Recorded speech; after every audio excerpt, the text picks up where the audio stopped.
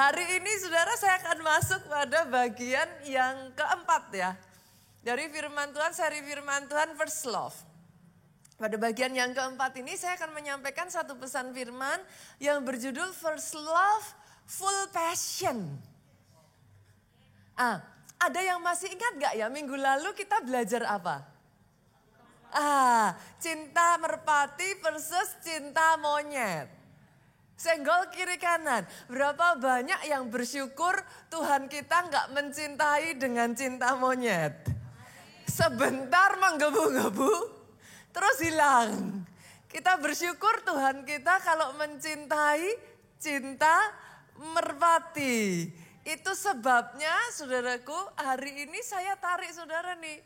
Saya mau bawa saudara cintanya Tuhan itu full passion. Saya hari ini mau ngajak saudara kita nanti belajar dari Kidung Agung. In case ada di antara saudara yang gak familiar, gak usah angkat tangan saudaraku. Mungkin bahkan ada yang belum pernah, Pastor Kidung Agung itu di mana gitu kan. Nah di gereja kita firman Tuhan ini saudara balance. Saudara gak hanya belajar dari satu titik saja, tapi saudara belajar keseluruhan supaya nanti kita ngerti. Nah itu sebabnya buat saudara yang masih merasa apa sih pastor kitab kayak apa itu Kidung Agung. Saya akan bawa saudara untuk saudara memahami Kidung Agung itu kitab yang salah satu kitab di dalam Alkitab yang very unique. Dia very poetic. Dia tuh sangat puitis. Dan kitab ini di dalamnya itu penuh simbolik. Kitab ini berbicara saudaraku kalau di dalam bahasa Inggrisnya akan lebih mudah buat saudara memahami. Karena kalau dalam bahasa Inggrisnya namanya Song of Solomon. Jadi kalau di bahasa Inggris saudara gak akan nemuin tuh Kidung Agung. Nanti saudara cari-cari apa ya Kidung Agung kira-kira diterjemahin apa ya. Jauh banget namanya Song of Solomon. Dan karena dia Song of Solomon, yes Kidung Agung ini berisi tulisan puisi kisah cinta dari Raja Salomo dengan seorang wanita yang dipercayai bernama Sulamita, saudara.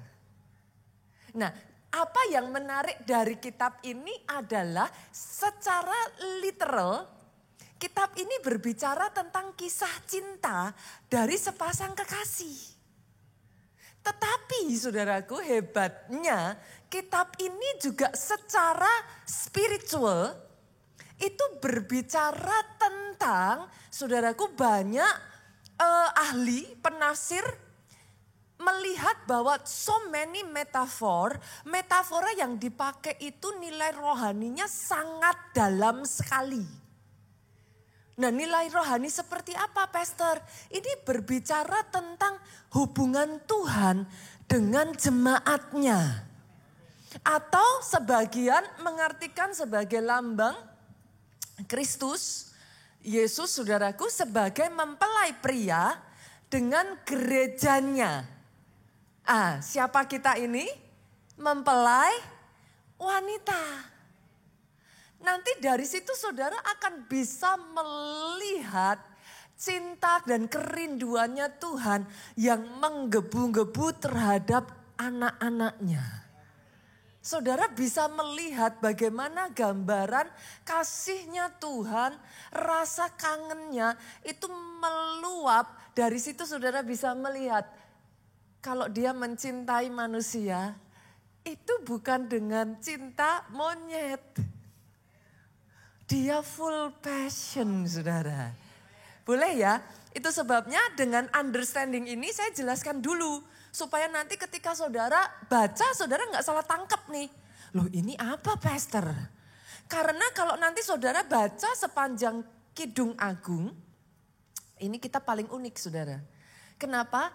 Dia menjadi one of a kind yang tidak akan saudara temukan di kitab-kitab lain dalam Alkitab. Karena dia tidak menyebut nama Allah di situ. Jadi ini kitab unik sekali. Dari understanding ini, saya tarik boleh? Kita lihat yuk Kayak apa sih Tuhan itu ketika dia mencintai umatnya, ketika dia mencintai saudara dan saya itu kayak apa? Kita mulai dari Kidung Agung pasalnya yang kedua, ayatnya yang ke-8. Dengarlah kekasihku, lihatlah ia datang melompat-lompat di atas gunung-gunung, meloncat-loncat di atas bukit-bukit. Ketika saudara baca ayat ini, langsung yang muncul di benak saudara apa? Ini gesture apa nih? Kerasa nggak kayak kegirangan gitu? Nah, paling gampang saudara temukan ini, boleh nggak saya tanya, di sini masih ada nggak yang punya anak balita? Masih ada nggak? Yang balita anaknya nggak bangun pagi. Kalau saudara masih ada, ataupun saudara anaknya mungkin udah lebih gede, tapi saudara masih ingat kalau saudara lihat anak kecil diajak ke tempat favoritnya. Saudara akan menemukan gesture kayak apa? Pernah lihat kayak gitu nggak? Itu tuh bila perlu kalau saudara kasih mainan kesukaannya dia, saudara tuh bisa lihat dia yang kayak... Pernah lihat seperti itu sudah?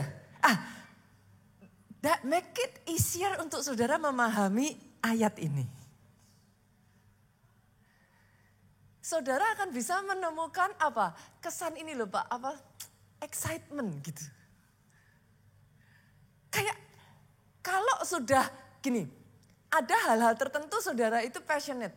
Ada orang sukanya gadget. Kalau diajak ngobrol urusan pergadgetan, langsung saudara bisa lihat matanya menyala. Ada orang itu sukanya fashion. Kalau udah bicara soal nanti begitu. Itu tuh saudara tiba-tiba bisa melihat binar-binar di matanya. Nah, kalau saudara mau bicara sama tentang Tuhan ini Pak, kalau sudah ngomongin manusia, itu dia excited. In case saudara pengen ngerti Tuhan saudara kalau sama saudara tuh cintanya kayak gitu. He is so excited. Of course, berapa banyak di sini yang sudah berpasangan, punya suami, istri, atau saudara lagi pacaran? Boleh angkat tangan. Duh, gak usah malu. Kenapa malu punya istri? Saudara yang punya pasangan atau saudara yang lagi pacaran, of course dong, kalau saudara segitunya sama pasangan saudara, saudara berharap nggak pasangan saudara juga membalas dengan sama dong? Iya kan? Nggak seru dong, saudara nungguin, kapan nih datang. Yang sononya males nggak seru Loh, kalau saudara lihat seperti itu kan kayak apa sih? Cinta bertepuk sebelah tangan. Nah, of course kalau Tuhannya itu seperti itu, dia itu mengharapkan dari sisi kitanya juga sama. Boleh loncat sedikit ya, kita lanjut ya, masih di Kidung Agung 2. Kita masuk ke ayatnya yang ke-10. Ini ngomong lagi, kekasihku mulai berbicara kepadaku. Nah gantian kan saudaraku. Dia ngomong apa? Bangunlah manisku, jelitaku, marilah, ayo. Gitu. Excitement. Kangen. Saudara bisa ngelihat gak? Ada apa sih kayak kerinduan gitu. Makanya dari awal saya tuh menjelaskan kitab ini kepada saudara supaya saudara nangkepnya dengan proporsi yang benar. Saudara memahami gitu. Ini kitab apa sih gitu. Tetapi makna rohaninya very deep. Dalam banget ini saudaraku. Tuhan tuh udah kayak yang apa ya, kayak I miss you gitu. Pernah nggak saudaraku waktu awal-awal saudara cinta mula-mula, saudara datang ke gereja, pernah nggak sih ngerasain belum masuk ruang ibadah atau baru masuk duduk aja udah berderai air mata? Pernah ya saudara? Pernah nggak ngerasain kayak gini saudaraku? Saudara datang aja kayak sudah ditunggu Tuhan gitu. Saya tuh kalau udah ngerasain kayak gitu di hati tuh kayak rasanya sedih gitu Pak. Kitanya kadang kalau enggak hati-hati ke gereja itu kayak aduh malas-malesan gitu. Tapi Tuhannya tuh bahkan sebelum saudara datang, He is looking forward gitu. Dia tuh udah kayak gitu. Saya tarik lagi boleh? Kita lihat ya kayak apa sih Tuhan itu mencintai saudara dan saya. Ayat yang ke-14, merpatiku di celah-celah batu, di persembunyian lereng-lereng gunung, perlihatkan wajahmu. Dan perdengarkan suaramu, sebab merdu suaramu dan elok wajahmu. Ini nih berbicara tentang seorang yang apa, saudara bisa nangkep ini enggak sih kayak nyariin gitu. Kalau enggak dengar ada yang kurang. Yang saya tuh kepengen ngomong sama saudara gini saudaraku. Hopefully saudara bisa memahami ini. Itu sebabnya saya berkali-kali tuh ngomong. Tuhanmu itu romantis. Hubungan antara Tuhan dengan manusia, kekristenan itu bukan cuman agama. Itu tuh bukan yang saudara datang dengan Tuhan hanya urusan takut masuk surga atau masuk neraka gitu. Buat saya terlalu shallow, terlalu dangkal. Ya kita ngertilah all those kind of thing ya. Kita diajarkan apa itu dosa, apa itu baik, apa itu jahat.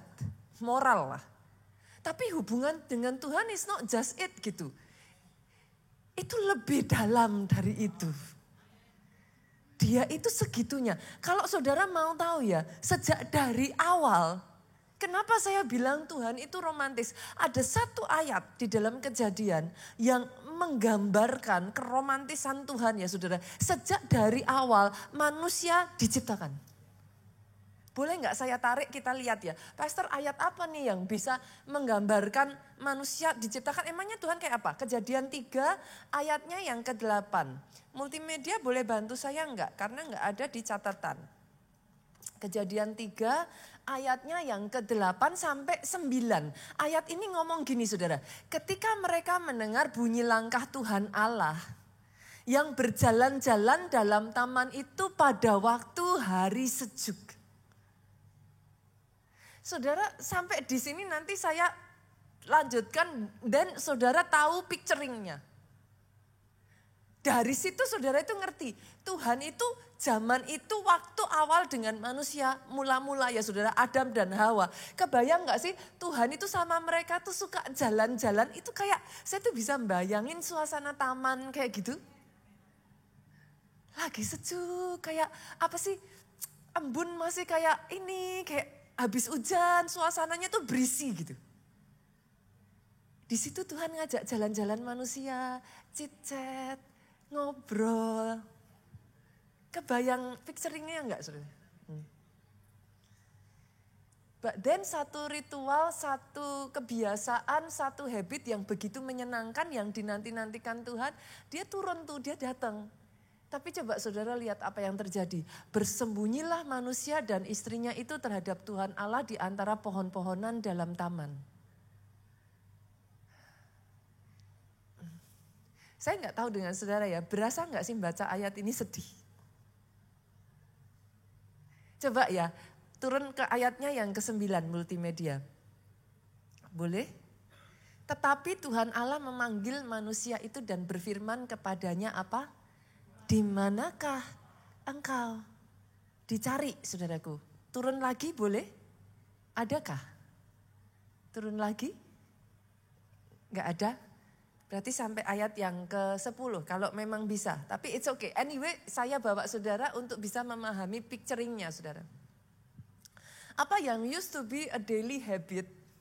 Tuh Tuhan ngomong aku ketika si Adam tuh jawab gini. Aku mendengar bahwa engkau ada di dalam taman ini. Jadi dia tuh dengar langkah kakinya Tuhan. I don't know ya, saudara tuh bisa bedain gak toh ketika seseorang jalan, itu ada yang jalannya gini. Saudara kalau dengar langkah yang begitu, saudara tahu ini siapa. Tapi ada tuh yang, saya tuh bisa bedain tuh, anak-anak kalau masuk kamar saya tuh tahu. Kalau yang udah yang, saya tuh tahu gitu saudara. Itu siapa gitu. Nah ini Adam dan Hawa, ini tuh dia dengar nih Tuhan masuk nih, ada di dalam taman. Aku menjadi takut karena aku telanjang, sebab itu aku sembunyi. Saudara bisa kebayang gak yang tadinya jalan bersama-sama Tuhan, bertiga, mereka ngobrol-ngobrol, mereka chit-chat. Sekarang Tuhan datang, mereka takut. Itu tuh sedihnya di sini loh saudara. The same person used to make you feel so happy, to make you feel so safe. Now itu membuat takut gara-gara dosa. Dosa itu tiba-tiba membuat manusia tuh merasa telanjang. Kebetulan kemarin saya mengajarkan, menjelaskan anak saya ayat ini.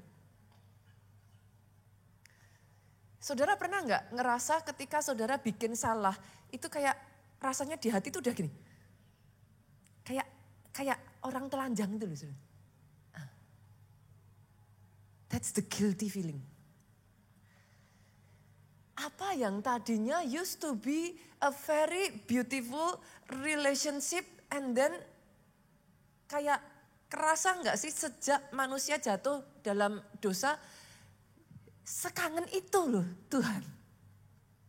Itu sebabnya rencana salib itu sudah dibuat bukan ke depan hari tapi since the very beginning. Karena dia itu sekangen itu sama saudara.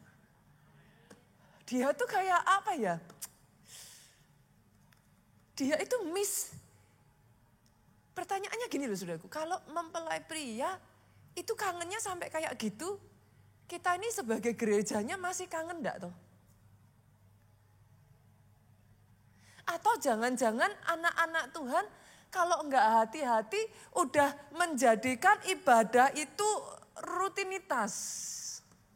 Tahukah saudara kenapa buat Tuhan Daud itu begitu menyentuh hatinya sampai disebut a man after God's own heart. Saya bukain ya saudaraku, saya tunjukin kepada saudara kenapa tuh Daud itu berbeda.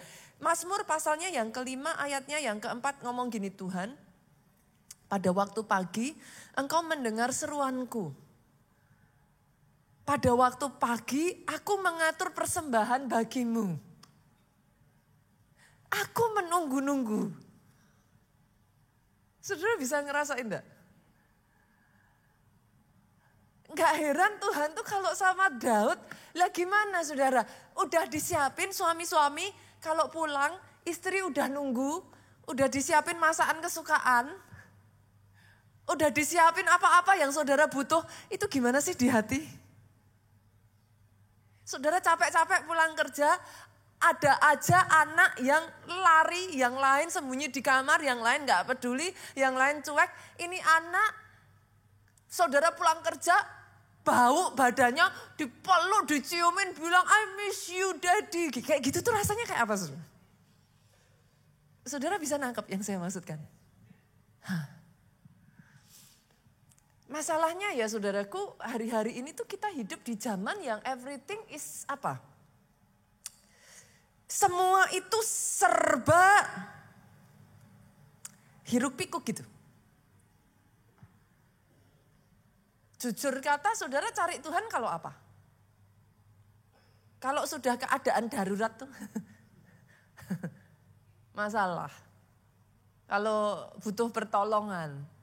Saudara merasa ada sebuah bisnis yang mana saudara tahu kalau nggak ada berkat Tuhan saudara nggak bisa. Baru cari Tuhan Pak. Boleh nggak tahu senggol kiri kanan, nyari Tuhan cuman karena kangen aja gimana? Jangan nyarinya kalau pas butuh. Orang tua, berapa banyak di sini yang sudah jadi orang tua angkat tangan? Ketika anak-anak saudara masih kecil atau masih belum bekerja, tahu nggak tuh kalau dimanfaatin anak demi butuh uang? Loh saudara bisa ngomong toh anak saudara deket-deket yang, Papa. Loh, sekalipun anak saudara punya keinginan lain, tapi hati tetap seneng gak kalau anak deket? Tapi kan jadi gimana kan? Itu loh hubungan sama Tuhan tuh hopefully you can see it gitu. Hopefully you can understand the deepest part, not just bukan karena hanya kayak kekristenan itu agama gitu. Kok kayak jadi jauh banget gitu. Padahal Tuhan itu kangennya kayak gitu. Tapi coba saudara lihat, yuk kita buka di Mazmur 81, kita turun. Sayang banget saudaraku, sayang banget. Saya tuh kalau baca ini jadi kayak sedih gitu. Dengarkanlah hai umatku, nadanya aja saudara lihat nih. Aku hendak memberi peringatan kepadamu hai Israel, jika engkau mau mendengarkan aku. Kan gak enak banget tuh saudara. Jadi orang tua pernah gak sih ngomong sama anak kayak gini? Ya kalau masih denger. Ya kalau masih peduli gitu. Suami istri kadang kalau ini nih nadanya tuh jadi kayak aku hendak memberikan peringatan. Tuhan tuh ngomong sama Israel apa? Janganlah ada di antaramu Allah lain. Janganlah engkau menyembah kepada Allah asing. Minggu lalu saya sudah jelaskan. Buat Tuhan ketika saudara ngelakuin itu sama kalau buat manusia tuh saudara selingkuh gitu. Kenapa itu jadi membuat Tuhan sedih banget? Itu sebabnya kita orang Kristen ya saudaraku, saudara itu nggak bisa. Tuhan ya Tuhan, jangan Tuhannya dicampur dukun gitu. Karena itu menyedihkan hati Tuhan. Itu tuh bukan cuman saudara tuh just kayak, kan kita cuman main-main pastor gitu.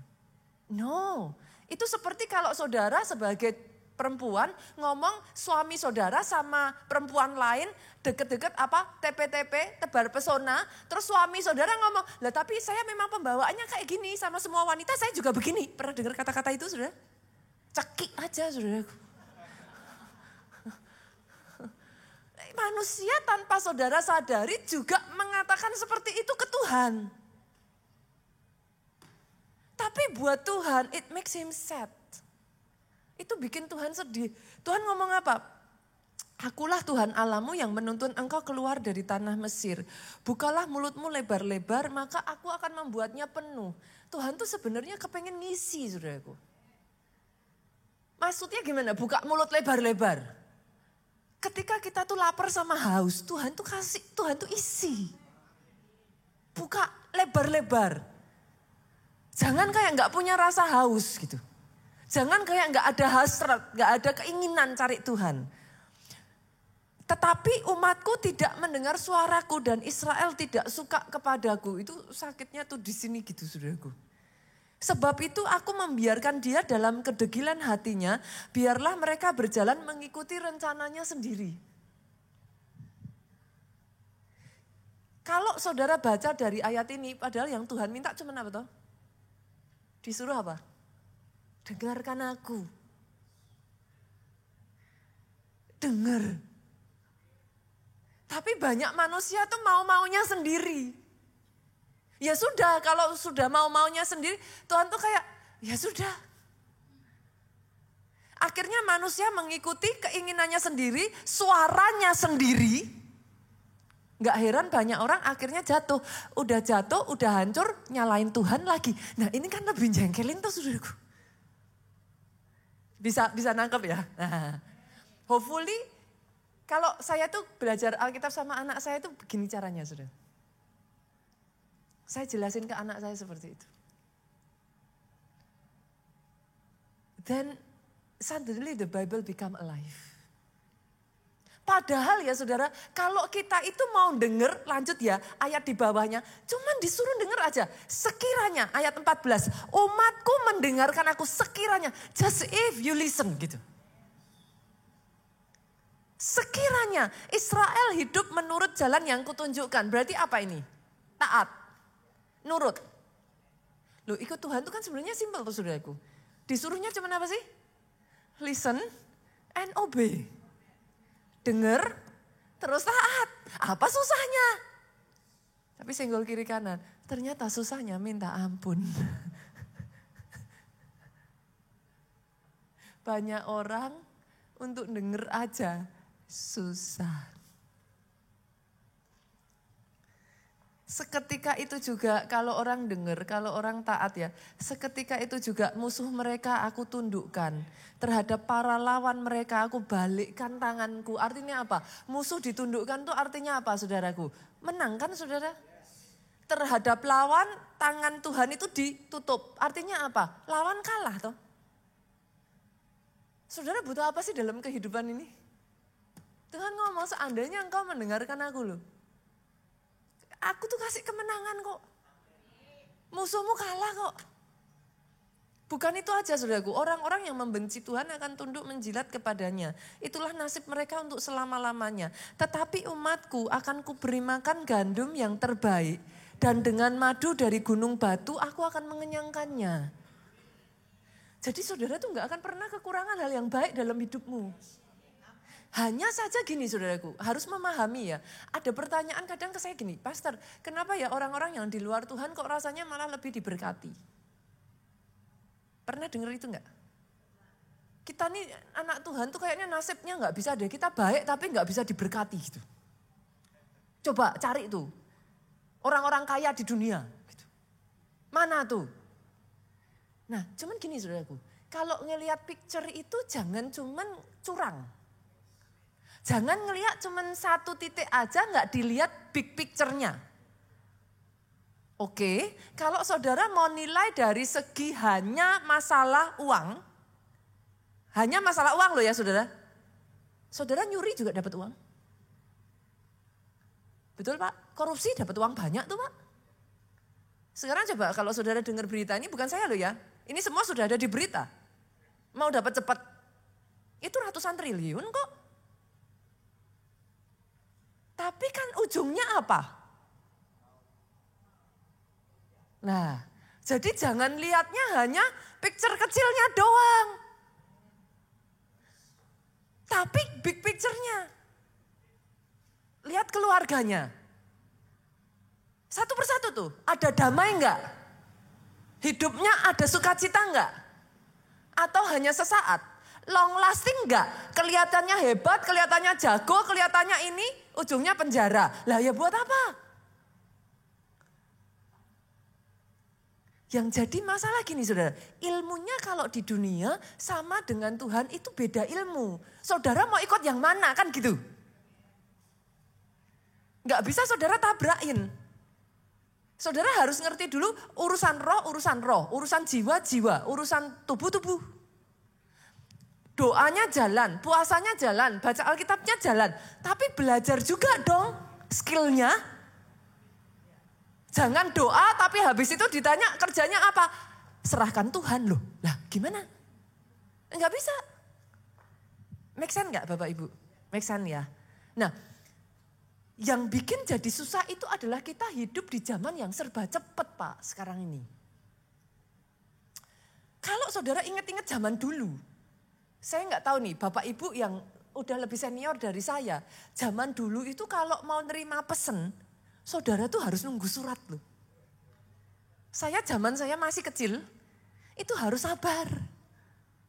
Zaman dulunya lagi nunggu kuda saudara. Orang bawa pesan naik kuda. Burung merpati dilepas. Nunggu kapal. Itu berapa hari Pak? Mau gak mau saudara dilatih untuk jadi sabar. Apa-apa sabar.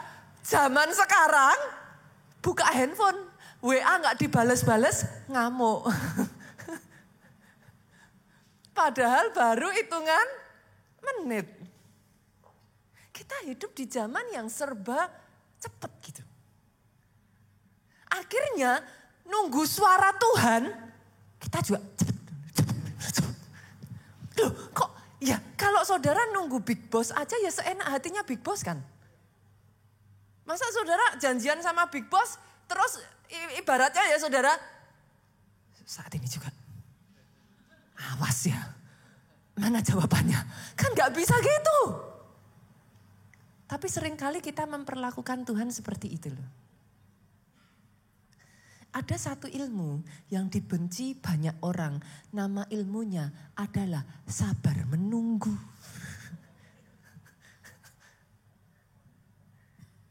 Karena gak sabar menunggu, banyak orang gak bisa dengar suara Tuhan. Akhirnya hidupnya kacau. That's the point. Karena Yesus itu udah ngasih informat saudara. Yesus itu udah ngasihin contoh. Cara Yesus bekerja itu gini. Dia dengar bapaknya, dia lihat bapaknya lakuin, dia taat lakuin, boom, jadi. Manusia sekarang maunya pakai pikirannya, pakai dia punya cara, berharap boom jadi. Nanti kalau enggak jadi, Tuhan yang disalahin. Mana Tuhan, saya sudah ke gereja, saya sudah ini. Loh, kita ke gereja tuh yang butuh kita loh, saudara. Kita butuh roh kita bertumbuh. Kita yang justru dapat hadirat Tuhan. Kita yang dapat ini, firman, rema. Kita yang butuh. Tapi seolah-olah itu jadi kayak apa? Kalau aku sudah pelayanan, aku sudah ke gereja, ditagih. Sini, mana? Awas ya gitu. Kan gak begitu. Hopefully dengan saya menjelaskan firman ini, Bapak Ibu bisa melihat ya gambaran kayak apa sih seharusnya gitu. Dari situ saudara bisa mengerti, seandainya saudara itu bisa dengar suara Tuhan, saudara taat. Di situ tuh nanti gitu. Nah, berarti dari sini saya tarik lagi boleh enggak saudaraku? Dari sini kita berarti bisa ngerti kalau suara Tuhan itu penting ya. Mulai dapat ya. Kata kuncinya sudah dapat ya Bapak Ibu ya. Kalau di dalam Tuhan kata kuncinya apa? Listen, obey. Senggol kiri kanan lagi boleh? Jadi orang Kristen yang gampang taat yuk. Lah sering kali orang Kristen disuruh taat tuh susahnya minta ampun tuh. Apa benar suara Tuhan? Tapi kan ada aja alasannya tuh. Alasan pakai ayat lagi, kan nyebelin. Alasannya bawa ayat gitu. Nah, saya mau narik saudara, di zaman itu saudara harus mengerti loh. Roh Kudus belum dicurahkan. Saudara harus mengerti bahwa beda ceritanya dengan zamannya kita sekarang ini. Nah, di zaman itu saudaraku, tapi saudara bisa menemukan kayak benang merah. Saya bukakan satu ayat ya. Keluaran 33 ayat 7 dan 11. Sesudah itu Musa mengambil kemah dan membentangkannya di luar perkemahan. Jadi ini ada kemah di luar perkemahan. Jauh dari perkemahan. Dan menamainya kemah pertemuan. Apa ini kemah pertemuan? Setiap orang yang mencari Tuhan, keluarlah ia pergi ke kemah pertemuan yang di luar perkemahan. Jadi zaman itu ada satu tempat namanya kemah pertemuan. Tempat ini adalah tempat yang dipilih Tuhan untuk berbicara dengan manusia. Ini tempat adalah tempat di mana dipercayai di zaman itu, saudaraku. Kalau orang datang ke sini cari nasihat, cari petunjuk Tuhan, itu open heaven. Langit terbuka, hadirat Tuhan itu turun, saudaraku. Nah, ayat 11 kita lompat, Tuhan berbicara kepada Musa dengan berhadapan muka seperti seorang berbicara kepada temannya. Kemudian kembalilah ia ke perkemahan. Jadi every time saudaraku, Musa tuh mau cari atau siapapun dari bangsa Israel itu butuh cari suara Tuhan, mereka ke sana. Saya tanya nih saudara, kira-kira kalau saudara punya tempat yang seperti itu sering datang gak? Yakin? Yakin? Nah kenyataannya dari zaman dulu gak banyak yang mau datang.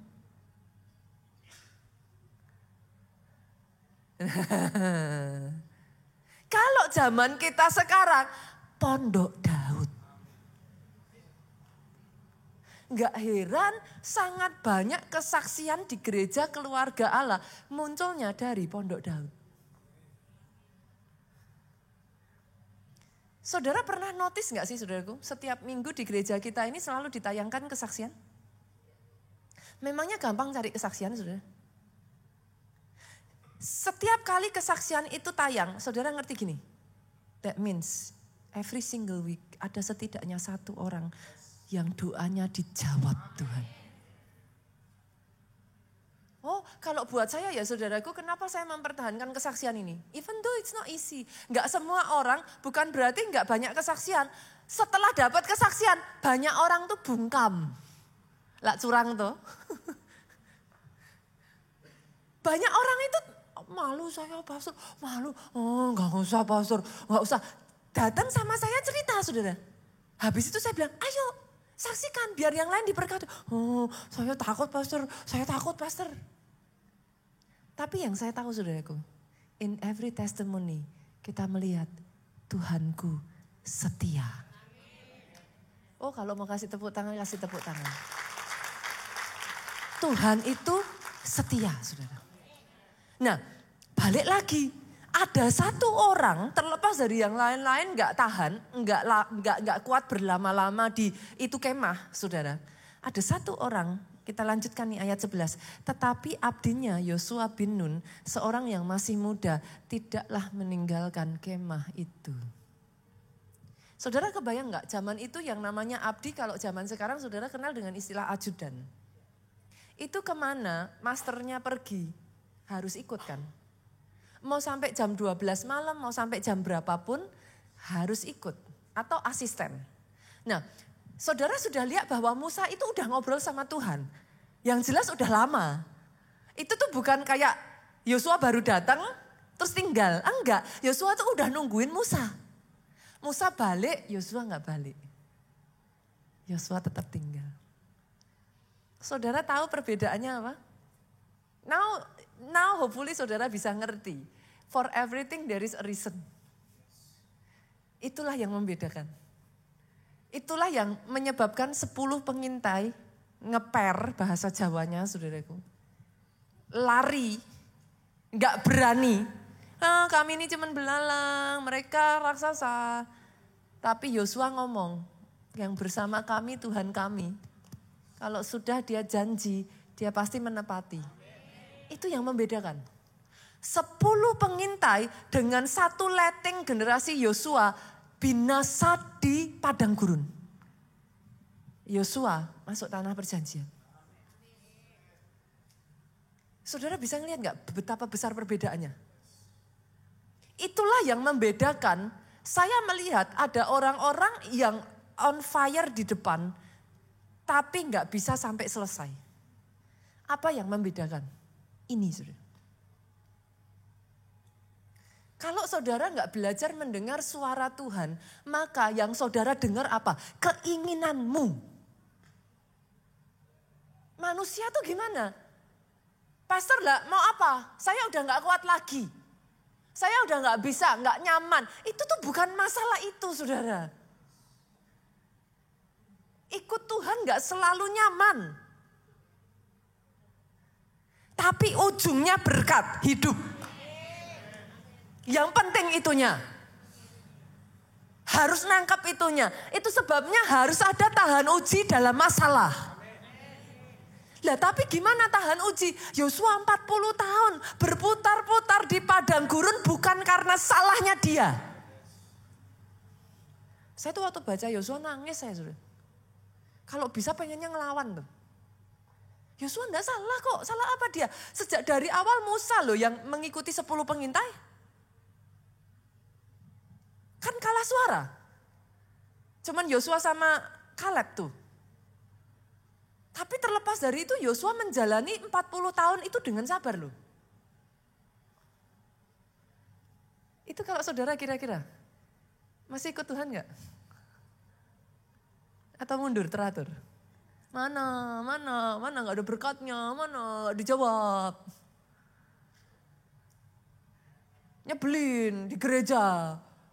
Ketemu aja orang-orang yang nyebelin pastor. Udah gak usah gereja-gerejaan. So easy. Tapi that's not the essence of church. Gimana ya? Hopefully saudara bisa nangkep yang saya maksudkan ya. Bisa dapatkah? Amin ya, oke. Puji Tuhan saudaraku. Saya berdoa dari sini saudara bisa melihat. Kalau kita tuh ngerti sepenting itu suara Tuhan. Pertanyaannya simpel, gimana cara dengar suara Tuhan? Karena kan kuncinya 2 tadi apa? Listen and obey. Berarti kan saudara harus dengar dulu dong. Nah sebagian orang kalau saya tanyain jawabannya gini. Lah Tuhan gak jawab kok pastor. Saya ya bukannya gak doa loh. Tuhan gak bicara kok. Kayaknya itu udah klasik dari dulu juga sama saudara. Yuk kita lihat yuk, saya ajak supaya saudara paham nih. Apakah Tuhan masih berbicara? Yeremia 7 ayat 13, maka sekarang Oleh karena kamu telah melakukan segala perbuatan itu juga, demikian firman Tuhan. Oleh karena kamu tidak mau mendengarkan. Ini dari dulu kayaknya saudaraku. Sekalipun aku berbicara kepadamu terus menerus. Pertanyaan saya, dari ayat ini, Tuhan bicara enggak? Sekali doang, habis itu enggak? Terus menerus. Ditambahin. Kamu tidak mau menjawab sekalipun aku berseru. Kali ini bukan bicara Pak, teriak. Tuhan udah teriak. Berarti kalau dari ayat ini saudara bisa nangkep gak nih? Tuhan masih bicara gak? Bicaranya cuma sekali atau berapa kali? Terus menerus. Bicaranya pelan-pelan sampai saudara gak denger atau teriak.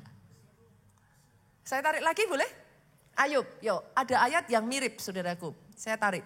Ayub pasalnya yang ketiga ayat 14. Karena Allah berfirman dengan 1-2 cara. Tetapi dengan suara keras boleh sama-sama baca? Ini yang ngomong Alkitab. Tuhan sudah berbicara dengan 1-2 cara. Tapi manusia enggak. Nah sekarang dari 2 ayat ini, boleh saya tarik kesimpulan enggak Bapak Ibu? Masalahnya ada di mana nih?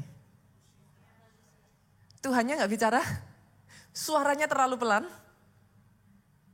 Ternyata kitanya yang kadang enggak sabar denger. Atau kita enggak tahu tuh ketika Tuhan bicara. Nah jadi kita sekarang belajar boleh enggak? Kayak apa tuh kalau Tuhan bicara itu? Gimana tuh supaya kita tuh bisa denger pastor suara Tuhan? Kok kayaknya kalau nggak hati-hati zaman sekarang tuh orang Kristen hanya mengkerucutkan yang bisa denger suara Tuhan itu cuman pendeta. Mungkin yang pengurus-pengurus nih, kayak di sini koordinator nih. Wow kayak bapak-bapak yang pakai jas hitam ini. Loh enggak saudaraku, enggak. Tuhan berbicara kepada semua orang. Boleh enggak kalau gitu pastor? Gimana ya supaya saya tahu? Saya bagiin 3 boleh? Bukan berarti hanya ada 3 ya. Tapi 3 karena ya waktu saya habis. Kan gak mungkin seharian gitu. Nah saya bagiin 3 dulu. Yang pertama suara Tuhan yang paling basic dulu. Yang paling dasar fondasinya. Saya bukain ayatnya dulu. Yohanes 6 ayat 63 bagian B. Perkataan-perkataan yang kukatakan kepadamu adalah roh dan hidup. Ini berbicara apa saudara? Firman. Berarti fondasi Tuhan berbicara yang super basic. Itu adalah Alkitab. Itu basicnya basic. Orang Jawa kalau bilang mantap. Basicnya basic. Oke? Alkitab. Sama seperti gini, jadi kalau saudara mau bertumbuh di dalam rohani saudara, itu kayak saudara belajar membaca. Ada enggak yang lahir oek-oek langsung bisa baca? Ada enggak yang enggak belajar langsung bisa baca? Kalau saudara belajar baca langsung enggak disuruh baca langsung 10 kalimat, langsung disuruh belajar 10 kata. Atau saudara belajarnya kalau di Indonesia gimana saudara? A, B, C, D sampai Z, saudara belajar abjad dulu toh. Nah bosan tuh. Ya emang sampai bosan ya saudara, ya harus bisa dulu. ABC-nya harus bisa dulu. Nah setelah itu saudara belajarnya apa? Babi bu bebu. Loh gak langsung loh, habis abjad pun gak langsung kalimat loh. Babi bu bebu, caci cu ceco, kakiku keko. Nah dari situ saudara diajar lagi kan? Kakiku kaku. Kaku. Nah dengan memainkan itu tiba-tiba nanti akhirnya anak bisa bikin kata. Tapi nggak langsung kalimat loh, kata. Habis itu kata disusun cuman ini Ibu Budi. Ya kan? Ini maaf yang namanya kalau ada yang namanya Budi di sini maafkan saya saudara. Tapi dari kecil ya dipakainya itu terus gitu. Ini Ibu Budi. Nah, nanti dari situ tiba-tiba saudara sudah bisa baca 5 kata, 10 kata, sama di dalam Tuhan. Kalau saudara mau memahami suara Tuhan, mulai dulu yang very basic, baca Alkitab. Baca Alkitab dimulai dengan punya Alkitab. Bahasa kayaknya punya Alkitab dimulai dengan boleh beli, boleh download. Saudara bisa download, cuman gini saudaraku, kalau Alkitab yang di handphone itu convenient, cepat. Saudara kapanpun bisa. Tapi kalau yang buku, itu saudara tuh bisa kayak stabiloin. Nanti saudara bisa kayak satu-satu dibaca. Nah, senggol kiri kanan lagi yuk, ayo beli Alkitab. Oke, setelah beli, setelah download, senggol kiri kanan lagi. Nggak boleh berhenti sampai di situ. Dibaca. Kalau, jadi gini saudara, ilmunya gini. Kalau saudara sehari baca 3-4 pasal aja, itu seluruh Alkitab 1 tahun kelar. Itu beneran, coba aja saudaraku. Karena udah dihitung kok. Dari 66 kitab plus berapa kitab, totalnya itu berapa ayat, pasal. Nah itu kalau dibagi dalam 365 hari, itu 1 hari saudara baca 3-4 pasal. Tapi kalau katakan, pastor saya belum bisa, enggak apa-apa. Ya baru kakiku keko tadi. 1 pasal dulu aja deh. Saya ngajarin anak saya gitu, 1 pasal aja tuh setiap hari. 1 pasal aja enggak apa-apa. Tapi terus dibaca terus. Kalau saudara masih bingung, gereja kita ada yang namanya renungan keluarga Allah. Didampingin. Jadi nanti ada pemandunya. Renungan keluarga Allah buat saudara yang ngerasa gini, pastor tapi kan tiap hari, apa ada? Enggak cuma tiap hari, sehari 3 kali kalau di gereja kita. Saudara mau protes apa lagi sama saya? Enggak ada inilah, enggak ada itulah. Ini sehari 3 kali ngalahin saudara makan. Ya kan? Kalau saudara asal mau baca aja, ready. Boleh Bapak Ibu? Nah setelah saudara mulai bisa ngerti Alkitab, apa yang terjadi? Kita ini frekuensinya disamakan sama Tuhan. Kenapa kok baca Alkitab? Pikiran saudara itu disinkronis. Kalau handphone saudara punya kan, dari handphone lama ke handphone baru itu harus diapain? Sync. Kalau nggak disync yang terjadi apa? Handphone baru punya pikiran sendiri, handphone lama punya pikiran sendiri. Kalau mau bisa connect harus di sync. Kalau enggak nanti pikiran saudara itu diisi dengan pikiran dunia, filosofi dunia, pemahaman dunia. Enggak heran banyak anak Tuhan suka ngomong kata sumpah serapah. Anjing dibawa kemana-mana. Tapi saudara ngomongnya gini, itu cool pastor, itu gaul. Kalau saya enggak begitu, saya enggak diterima di society saya, pergaulan saya. Kesannya saya terlalu alim. Nah, itu sebabnya kenapa kok Alkitab? Di situ you are synchronized. Jadi saudara satu frekuensi. Baru setelah itu ada suara Tuhan yang kedua, yaitu suara Tuhan yang paling sering. Kalau tadi yang paling basic, ini yang paling sering. Apa? Yuk kita buka lagi. Mazmur 16 ayat 7. Aku memuji Tuhan yang telah memberi nasihat kepadaku, ya pada waktu malam hati nuraniku mengajari aku. Karena sudah sering diisi sama firman, hati ini jadi kompas surga. Ketika saudara melakukan sesuatu, lihat handphone jatuh, lihat uang jatuh, saudara enggak yang tangannya gini, puji Tuhan. Enggak. Tangannya mau gini, hati nuraninya kalau diisinya benar loh ya. Diisinya benar, hati nuraninya akan ngomong, jangan, itu punyanya orang. Itu enggak ada bedanya dengan mencuri. Nah, bisa ngerasain tiba-tiba hatinya jadi kompas. Kadangkala nanti saudara akan menemukan bagaimana hati nurani saudara bisa ngajarin. Jangan bisnis sama orang ini. Bahaya loh kalau partneran sama orang ini. Jangan deket-deket orang yang itu. Nah, ternyata hati nurani ini bisa jadi suara surga. Nah, Kenapa? Udah sinkronis. Kalau nggak sinkronis, hati nuraninya ngomong, nggak apa-apa, kesempatan, ambil, cepet, ambil. Bisa nangkap Bapak Ibu? Boleh ya? Nah, itu prosesnya. Dari situ, kalau saudara taat, semakin lancar tuh. Nah, sama kayak handphone kan juga gitu.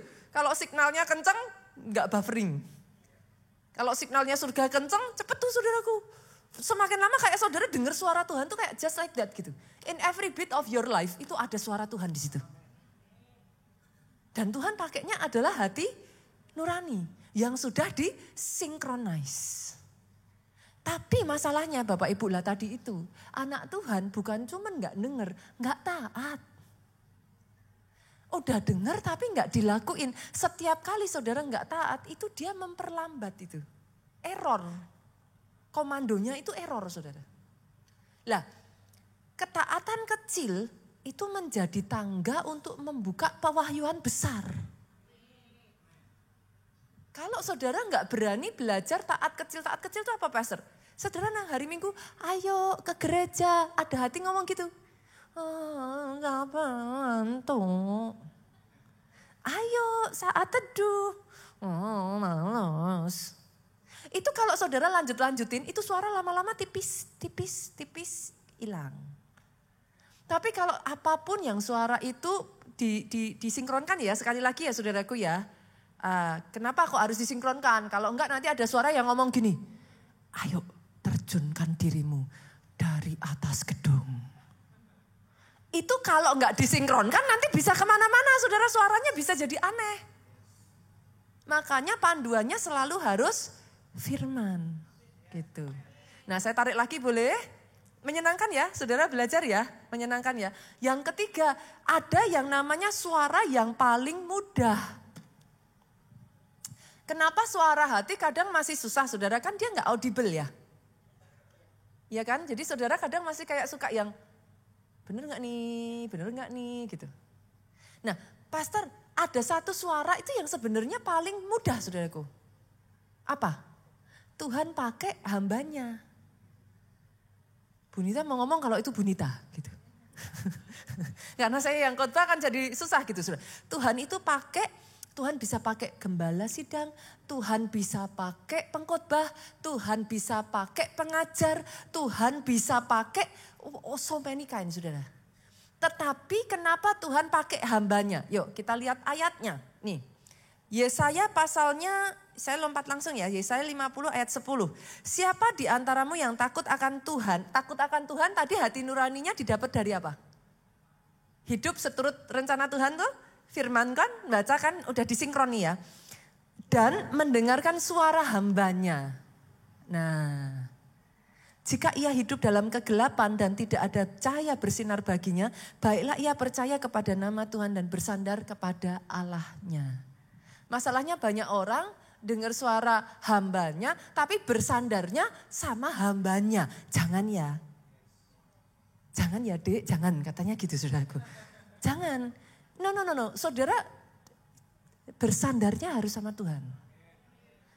Saya tuh paling gak suka, saya tuh paling gak mau kalau orang datang sama saya habis itu tuh kayak dikit-dikit Bunita ngomong apa? Bunita ngomong apa? Tanya yuk sama Bunita, tanya sama Tuhan. Kalau belum bisa datang sama Bunita tanya, ngobrol, kita belajar, habis itu saya sambungkan. Karena pada akhirnya supaya apa saudaraku? Hambanya dipakai jadi kepanjangan suara. Tapi bukan sumber. Harus sadar itu ya Bapak Ibu ya. Jadi mengerti ya, nggak boleh ya. Bukan untuk bersandar, bukan untuk bergantung sama hamba Tuhan. Bukan segala-galanya hamba Tuhan. Tuhannya yang nomor satu. Ini sebentar lagi, boleh saya undang pemain musik, worship leader, singer maju ke depan. Sebentar lagi kita ini masuk UC Bapak Ibu. Dari Jakarta 600 orang akan berangkat UC. Kita kasih tepuk tangan. Kalau saudara belum pernah ikut UC dan tahun ini belum bisa, yuk tahun depan segera daftar. Saya kasih clue, tips. Daftar tanggal 25 sampai tanggal 27, that's the best deal. Jadi nanti buat saudara yang datang ke UC pun ya, saya udah ngomong. udah gak usah ditunggu-tunggu. Pola pikirnya simple kok. Karena aturan yang ada di gereja kita itu memungkinkan kalau toh pastor lah nanti kalau hari H saya gak bisa gimana. Jadi berkat buat orang lain. Simple. Tapi that way itu justru membuat saudara nanti semakin lama harga akan naik. Saudara akan lebih ragu-ragu. Ini teman-teman yang mau berangkat UC, boleh nggak? Boleh lambaikan tangan ada? Oh, kita kasih tepuk tangan. Nanti yang berangkat UC, saudaraku, saya kasih 3 PR boleh? Yuk cari nanti selama UC ya, ketika saudara dengar khotbah, tangkap firman yang mengobarkan api. Jadi nggak boleh pulang UC malah capek, dapatnya cuman kulineran nggak boleh ya Bapak Ibu. Pulang UC, nah dapatnya berat badan naik katanya. Pulang UC harus dapat api. Yang kedua, cari rema yang mendatangkan tuntunan kehidupan saudara. What's next nih? Yang ketiga, cari rema yang membawa pada kegerakan di gereja kita. Kenapa? Urapan itu turun dari atas ke bawah. Tangkap kegerakan, berjalan bersama-sama. Di gereja kita ngalamin, atas kehidupan pribadimu pun engkau ngalami. Boleh kita kasih tepuk tangan? Boleh bangkit berdiri saudaraku? Saya nggak tahu apakah saudara pernah mendengar lagu ini. Mungkin masih jarang dipujikan ya di gereja kita. Tapi I'm blessed by this song gitu. Kita katakan, ku tetap cinta. Yang bisa sama-sama pujikan yuk. Ku tetap cinta, walau datang menerpa. Saya juga masih menghafalkan saudaraku. Ku tetap cinta, ku tetap setia, ku tetap setia. Yesus Tuhan, ku tetap setia. Walau badai tofan menerpa,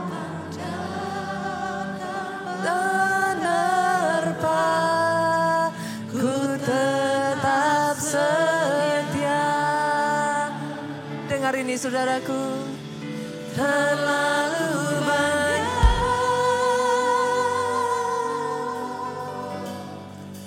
yang Tuhan telah beri, tak mungkin ku balas dari apa yang ku miliki.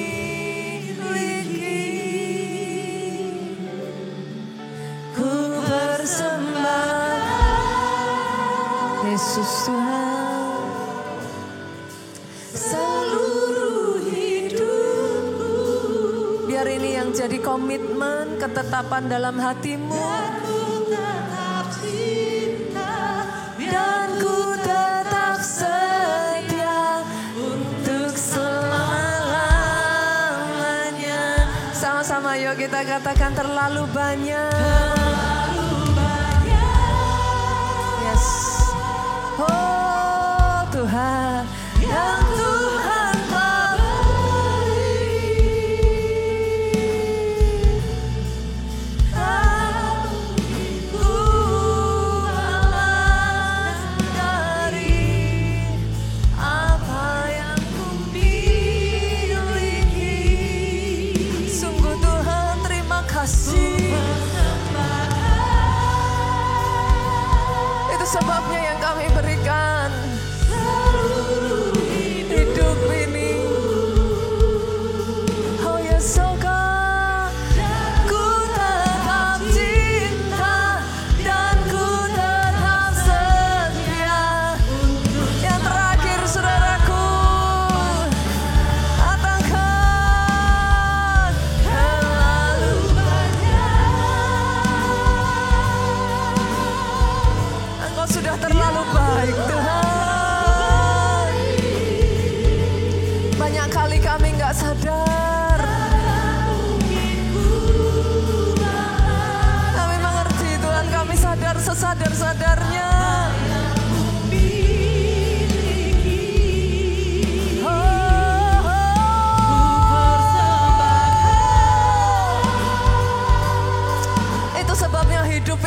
kami serahkan. Biar hidup ini dipakai. Dan ku tetap cinta, dan ku tetap setia untuk selama-lamanya. Biar ku tetap cinta.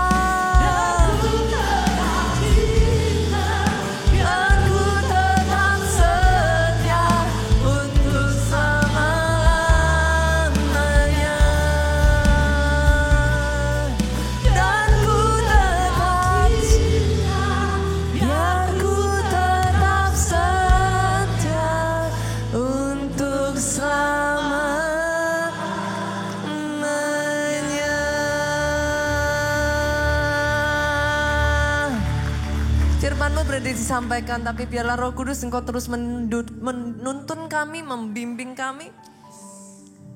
Starting from the beginning, the very beginning.